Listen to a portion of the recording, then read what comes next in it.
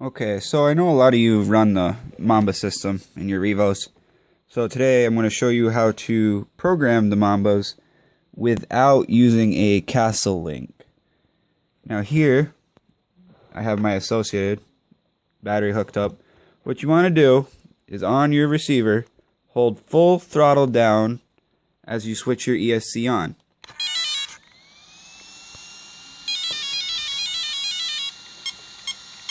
You'll hear 4 rapid beeps, followed by 4 more rapid beeps. I don't know if you can see that light there, but that's signaling programming mode.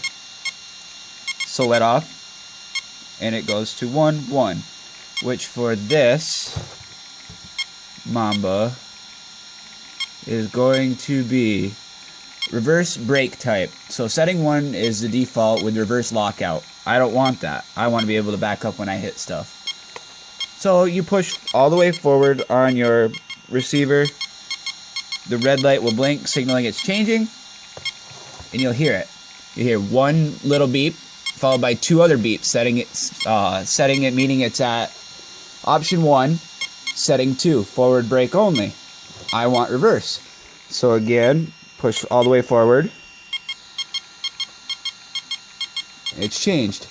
So setting 1, setting 3, forward brake in reverse. That's what I want. So to accept, see if we can do this. See the light still. Pull all the way back full throttle to confirm it. That signal means it's taken and you let off. Now it's on 2. Brake amount. So with my brakes, I like to have nice setting. 50% is what it says for default. I'd like to have a little more power slowing this truck down because it can really move along. So I don't want it at 25 with signaling. So again, I'm going to push all the way forward. Get the second one. Option 2, setting 2. That's the default 50%. So I'm going to go ahead and push this forward one more time. That's 75% braking power. That sounds about right for me because I really don't need it to stop on a dime, but I'd like to slow it down pretty quick. So I'm going to go ahead and accept that. On 3, reverse amount. This is how much I want for reverse. And again, it says 50% reverse power is normal. I'm going to kick it up a little bit more to really get it moving around. So I'm going to just go ahead and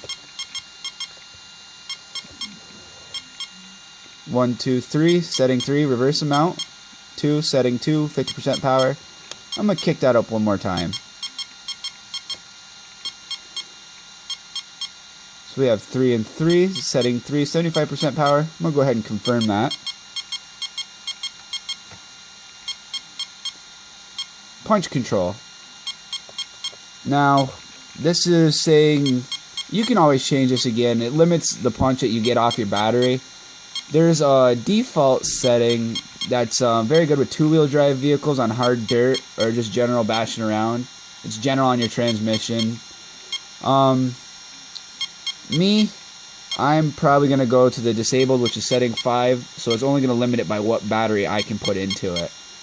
So, we'll go through.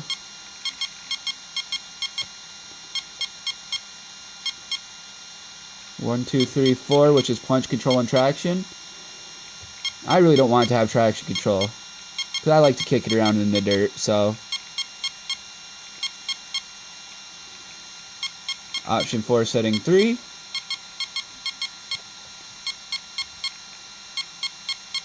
Option 4, setting 4. That's the lowest. Option 5 is going to be the disabled default. So we're going to go ahead and do that. As you hear 1, 2, 3, 4, followed by 5 other beeps, signaling option 4, setting 5. Go ahead and confirm that. Drag brake. So this is the amount of drag brake applied at neutral throttle. So when you let off your throttle, it slows it down. I don't want any of that. I want it to co-set itself. So I'm going to leave it right at the default setting 1, drag brake off. So we'll go ahead and confirm that. This is your start power. This is good for two-wheel drives and stadium trucks on dirt. Setting 2 is good for medium. It's good for most applications on dirt and carpet or even asphalt. High is good for like high grip surfaces or running road. This is just a regular setting, so I'm going to let it have the default low setting.